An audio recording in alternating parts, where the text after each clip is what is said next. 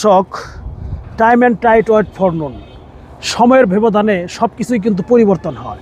এই তো দেখতে পাচ্ছেন, আমি আপনাদেরকে যদি একটু দেখাই, ছাদ বাগানে একটি সিম গাছ রোপণ করেছিলাম। সেই সিম গাছে একটু এগিয়ে আসো, এই সিম গাছে কিন্তু অধিক পরিমাণে ফলন দিয়েছে। এই সবজি আপনি নিজের খাবার চাহিদা মিটিয়ে পাশাপাশি আপনি কিন্তু এটি বিক্রিও করতে পারবেন। তাই যে কোনো জায়গায়, যে কোনো আপনার বাসার আঙ্গিনায়, বাড়ির পাশে আপনি যদি এরকম সবজি আবাদ করেন, তাহলে কিন্তু আপনার খাবার চাহিদা মিটিয়ে আপনি এটি বিক্রিও করতে পারবেন। ঠিক আছে?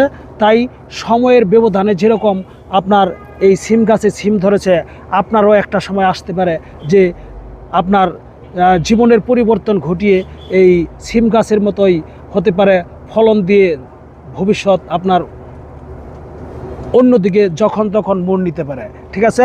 তাই সবাইকে বলবো, নিজ হাতে নিজ উদ্যোগে নিজের বাড়ির আঙ্গিনা কঠোর পরিশ্রম করুন, পাশাপাশি এরকম ফলন কিন্তু একটা সময় আপনারও আসতে পারে।